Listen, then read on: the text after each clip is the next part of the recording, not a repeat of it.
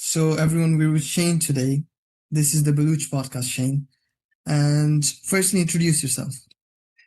My name's Shane Pogue. I run a company called Aegis RSI. Our whole stick is that we are a investigative due diligence service. So what kind of makes us unique is we target investors that typically can't afford our types of services, like individual investors, LPs that aren't necessarily like breaking the bank every time they make an investment. People like that is who we like to work with. We do work with everyone. So I realized I wanted more agency in my own life. Wanted to know like and wanted to be able to grow.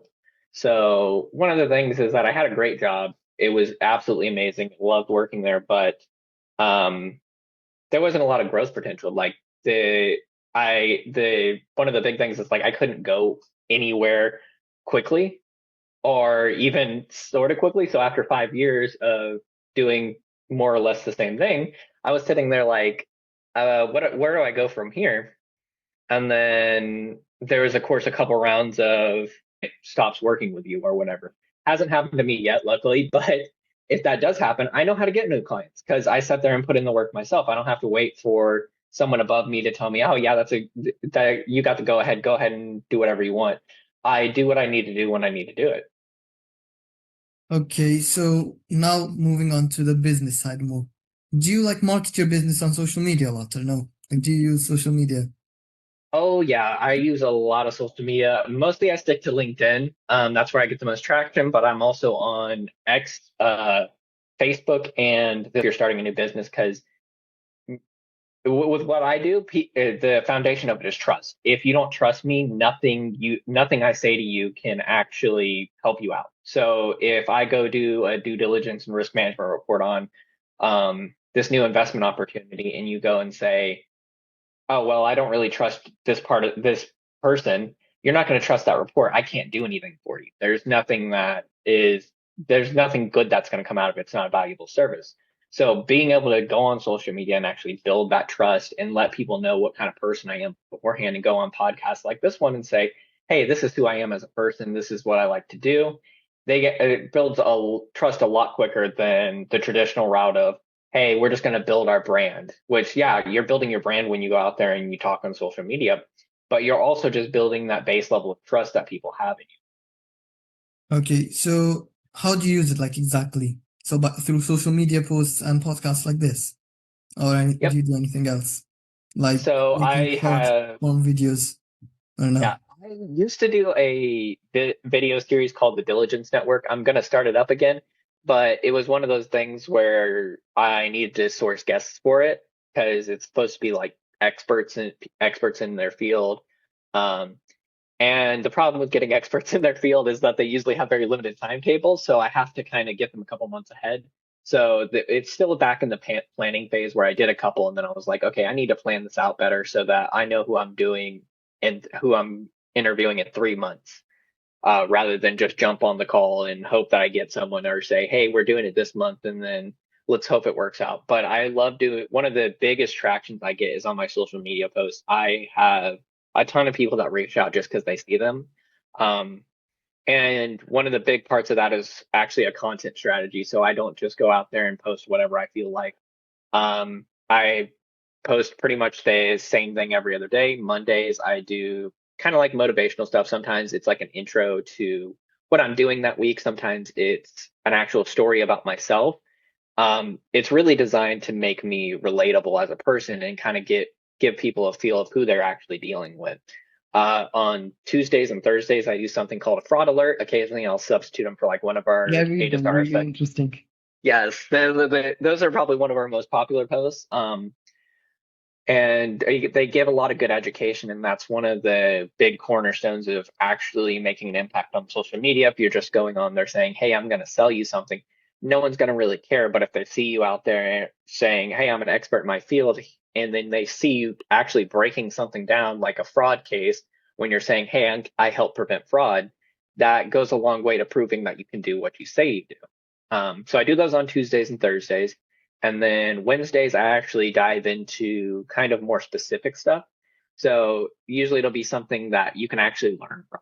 Like it will be, hey, we're talking about real estate syndications and why you shouldn't beef up your track record with I usually call it fluff. Sometimes it's marketing, sometimes it's completely fake properties. Usually it's not completely fake properties, but especially in the real estate syndication space, they've got a problem with like borrowing track records from previous employers, things like that.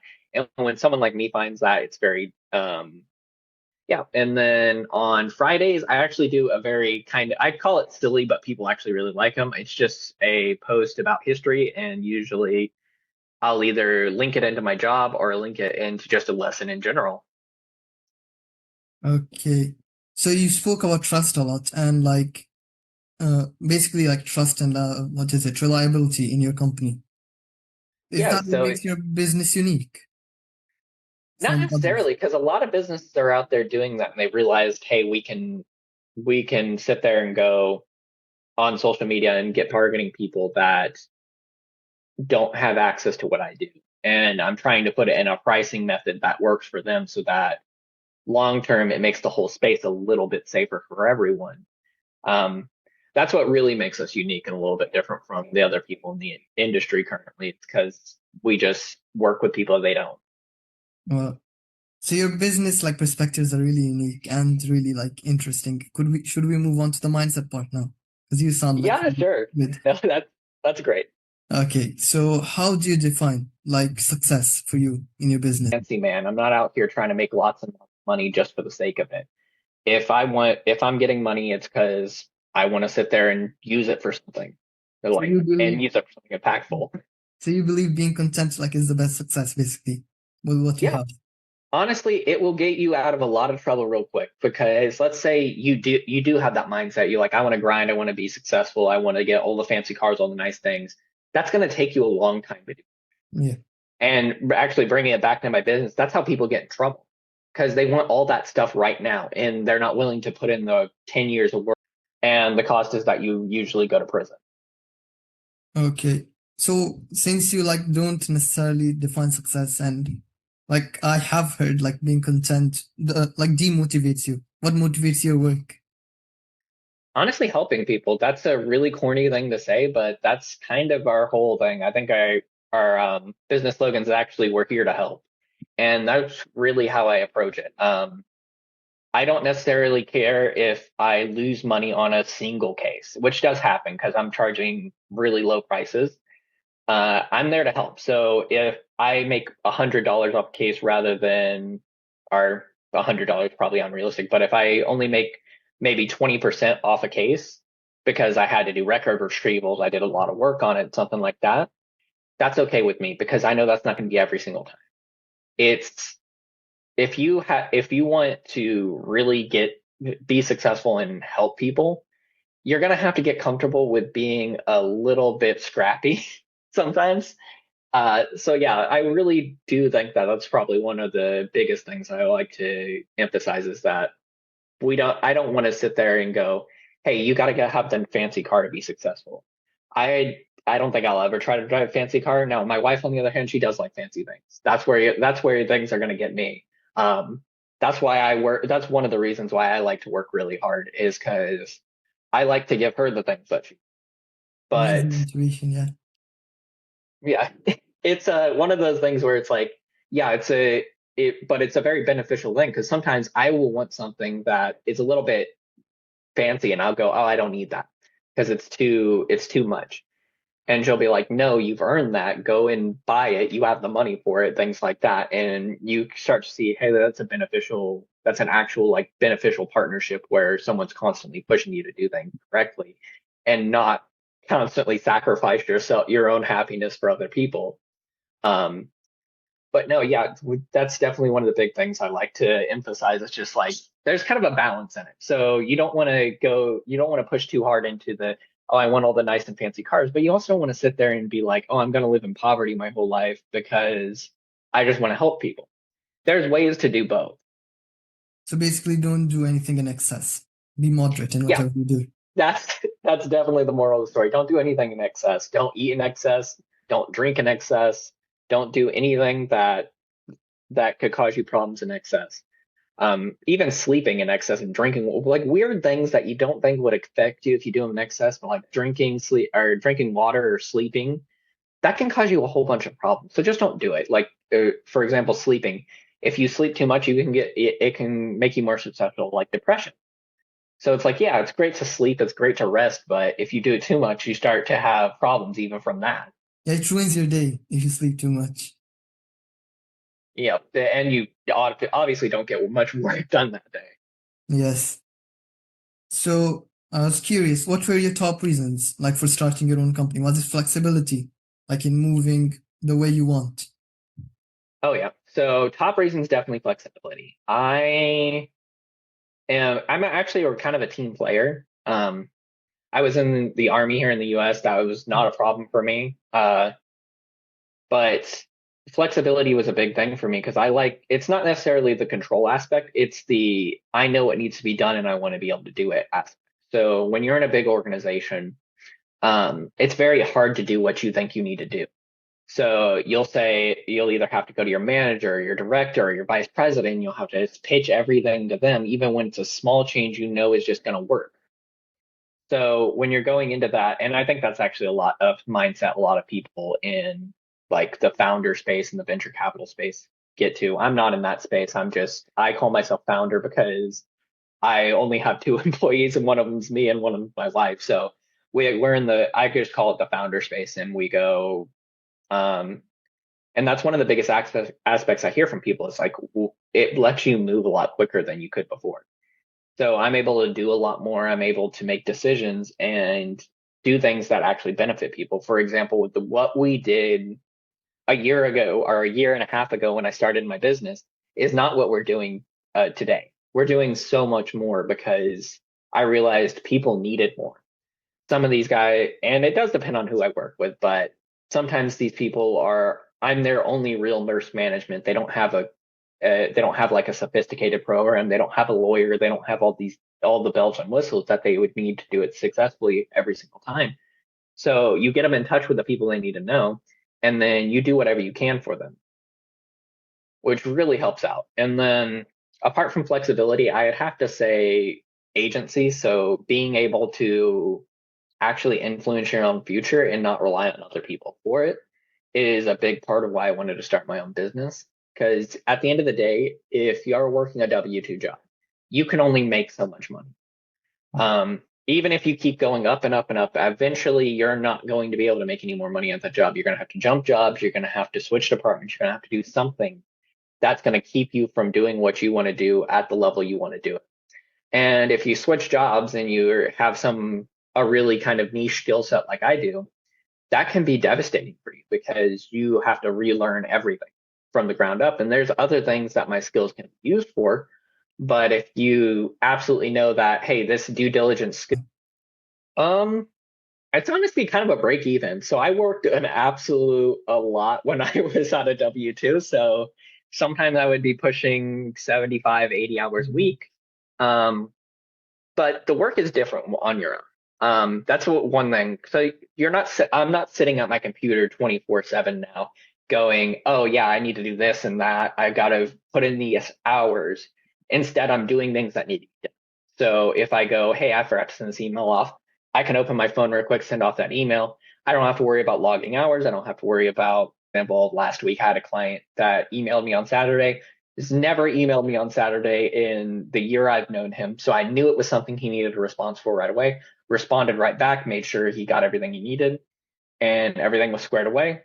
So you're on call 24/7, but you're not necessarily working 24/7. That's the big difference between the W-2 and starting your own business. It's like, yeah, you do work a lot and you're not necessarily compensated for how much you work. You're compensated for how much money you can actually get from your clients and how much money you can actually like generate from just interest in your business. But yeah, that's probably what the core thing is. Like it's different. It's not going to be the same as a W-2 when you're measuring. So did you anticipate that, like before starting your own business or no? Oh yeah, no, I knew exactly how it was going to be. I had reviewed enough people in the private equity space that had built up their businesses legitimately and heard enough about them because it's just the kind of work I do. Usually you kind of get a feel of what kind of person you're dealing with. You don't put that in the report, but when you're spending as much time looking into people as I do, you look into them and you go, okay, I kind of get a feel of who this person is. And you read articles about how they built their business just to make sure that they're doing it legitimately. And you're like, oh, okay. So I was under no illusion that I was going to be able to skate by and not work really, really hard. Um, and actually, it kind of goes back to what I was saying about having a good balance in your life. And it's just a different balance. So my wife sometimes will let me know if I'm working too much and she thinks it's going to affect my health, which really helps me. If you don't have that person in your life that tells you, hey, you're working too much, it's going to be really tough for you because you're going to work too much. You're going to get sick. And if you're a founder and you're the only employee or you've got a part of a small team and you're in a critical function of it, you being out is worse than you taking an hour off a day in one day. Or it's worse than you going, hey, I actually need this Saturday off completely. I need to relax, rewind, and make sure that I'm doing everything I should. And I think that doesn't factor into a lot of people's outlook, but it definitely factors into mine. So what was the biggest surprise like you faced as a business owner? Or was there none? Honestly, I'm going to say something odd, but it's all the random paperwork you have to do that you would just never think of before you start your business. So, like, you have to be tax compliant, of course, and you can hire someone to do it. And I do have someone that does it for me, but when you're starting out, you have to do that yourself. There's stuff that only you can set up. And you have to go out and do this paperwork, and then you have to set reminders to make sure that you're doing everything you're supposed to, that you're checking up on something. So there's a lot of like little things that you have to do that you would never think of before you started your business. And it has nothing to do with like the day-to-day running of your business. Like for me, that's working cases, contacting clients, doing checkups, making sure that I go on social media and raise new clients. Um, and then there's all this little stuff that goes on beneath all of that. Okay. So I think the mindset part is finished now. Do you want to move on to the business growth side for your business? Yeah, absolutely. So the first question is, do you have plans to grow your company? Oh yeah, we've got lots of plans to grow the company. Right now we're aiming for a certain revenue goal by December. That's going to be mostly used to fund a small team. We're going to train them up on what our process is, because even if these guys have been trained to due diligence, it's not necessarily going to be a one-to-one translation. What we do is a lot different than what a lot of other people do when they're talking about due diligence. So it'll take a little bit to get them off the ground. And then of course we have our kind of the core of the business development plan is people are going to function a little bit like me, not exactly like me, because of course no one's going to be involved in the business as you. If you start your own business, that's just something you're going to have to. But if you hire the right people and you get the people you need, they can help you build the business. So the idea behind it is for people that I hire to kind of function like me rather than just working investigations. They're actually due diligence agents. And I always compare it more to like an insurance agent, how they're responsible for their clients and they're also working the actual insurance claims and things like that. So you want to make sure that the people that are doing your due diligence are actively involved in your process. And for me, being able actively involved in the process of some of my clients has given me a much better understanding of not just due diligence as a whole, but what they specifically. So I'm able to change things in our reporting. I'm able to add things. I'm able to grow with them. I'm able to figure out what they might need in the future. I'm able to actually help them manage the risk of their whole business rather than sitting here and going, oh, well, I'm just going to kind of McDonald's style it and give you the same thing that I give everyone else. It really changes the game and makes it so that instead of being a just transactionary relationship, you're involved in what they're doing and you're actually invested in their success. Okay. So now it's time for the last question. What advice would you give like to a person who's just starting their own business and any field basically?